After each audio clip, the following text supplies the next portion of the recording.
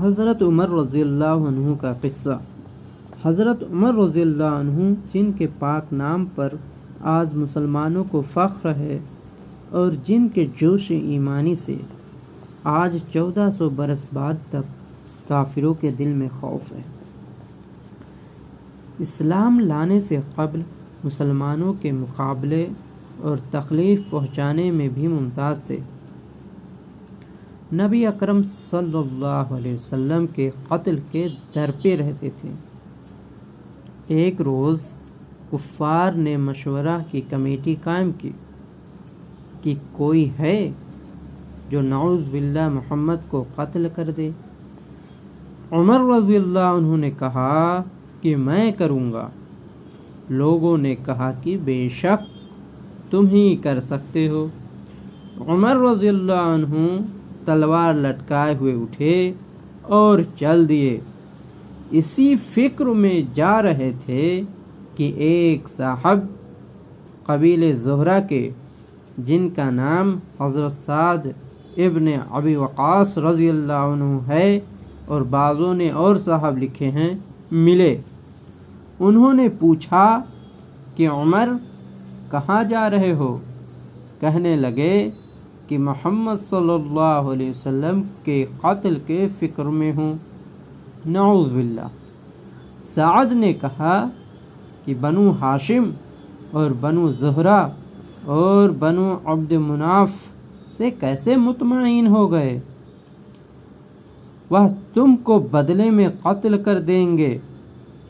اس جواب پر بگڑ گئے اور کہنے لگے کہ معلوم ہوتا ہے تو بھی بے دین یعنی مسلمان ہو گیا، لا پہلے تجھ کو نپٹا دوں۔ یہ کہہ کر تلوار سونت لی اور حضرت سعد رضی اللہ عنہ نے بھی یہ کہہ کر کہ ہاں میں مسلمان ہو گیا ہوں، تلوار سنبھالی۔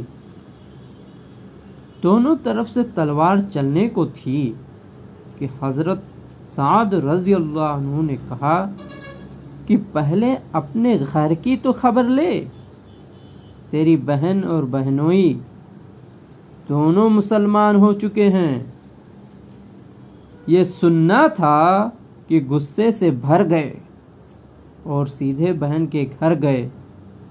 وہاں حضرت خباب رضی اللہ عنہ کواڑ بند کیے ہوئے ان دونوں میاں بیوی کو قرآن شریف پڑھا رہے تھے۔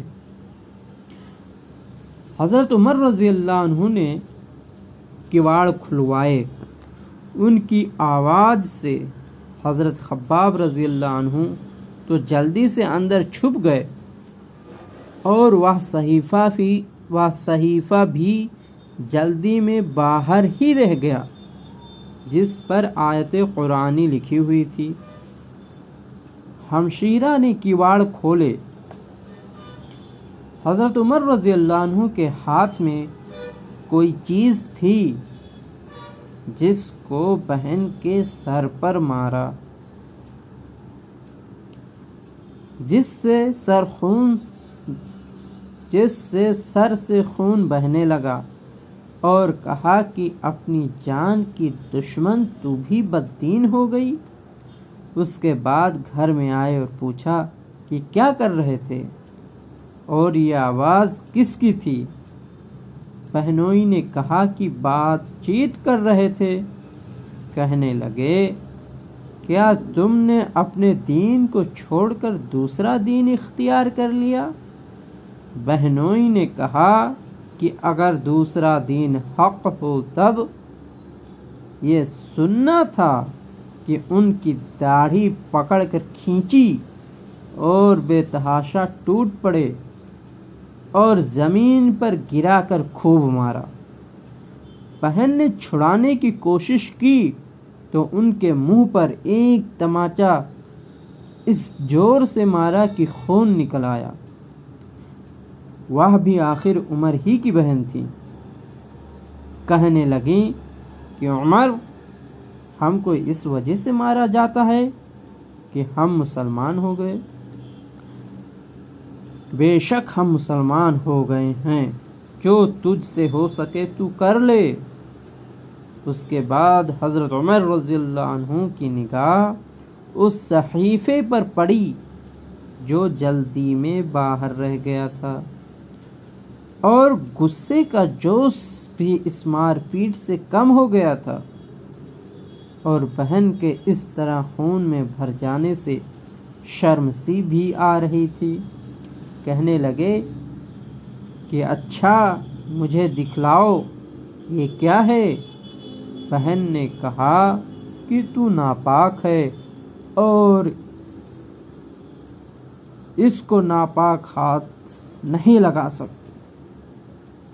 ہر چند اصرار کیا مگر وہ بے وضو اور غسل کے دینے کو تیار نہ ہوئی۔ حضرت عمر رضی اللہ عنہ نے غسل کیا اور اس کو لے کر پڑھا۔ اس میں سورہ طٰہٰ لکھی ہوئی تھی۔ اس کو پڑھنا شروع کیا اور اننی انا اللہ لا الہ الا انا فاعبدنی واقیم الصلاۃ لذکری تک پڑھنا تھا کہ حالت ہی بدل گئی۔ کہنے لگے کہ اچھا مجھے بھی محمد صلی اللہ علیہ وسلم کی خدمت میں لے چلو۔ یہ الفاظ سن کر حضرت خباب رضی اللہ عنہ اندر سے نکلے اور کہا کہ اے عمر، تمہیں خوشخبری دیتا ہوں کہ کل سب پنچ سمبا میں حضور اقدس صلی اللہ علیہ وسلم نے دعا مانگی تھی، یا اللہ، عمر اور ابو جہل میں جو تجھے زیادہ پسند ہو اس سے اسلام کو قوت عطا فرما۔ یہ دونوں قوت میں مشہور تھے۔ معلوم ہوتا ہے کہ حضور صلی اللہ علیہ وسلم کی دعا تمہارے حق میں قبول ہو گئی۔ اس کے بعد حضور صلی اللہ علیہ وسلم کی خدمت میں حاضر ہوئے اور جمعے کی صبح کو مسلمان ہوئے۔ ان کا مسلمان ہونا تھا کہ کفار کے حوصلے پست ہونا شروع ہو گئے، مگر پھر بھی یہ نہایت مختصر جماعت تھی اور وہ سارا مکہ بلکہ سارا عرب، اس لیے اور بھی جوش پیدا ہوا اور جلسے کر کے مشورہ کر کے ان حضرات کو ناپید کرنے کی کوشش ہوتی تھی اور طرح طرح کی تدبیریں کی جاتی تھی۔ تاہم اتنا ضرور ہوا کہ مسلمان مکہ کی مسجد میں نماز پڑھنے لگے۔ حضرت عبداللہ بن مسعود رضی اللہ عنہ فرماتے ہیں کہ عمر کا اسلام لانا مسلمانوں کی فتح تھی اور ان کی ہجرت مسلمانوں کی مدد تھی اور ان کی خلافت رحمت تھی۔ حضرت عمر رضی اللہ عنہ کا قصہ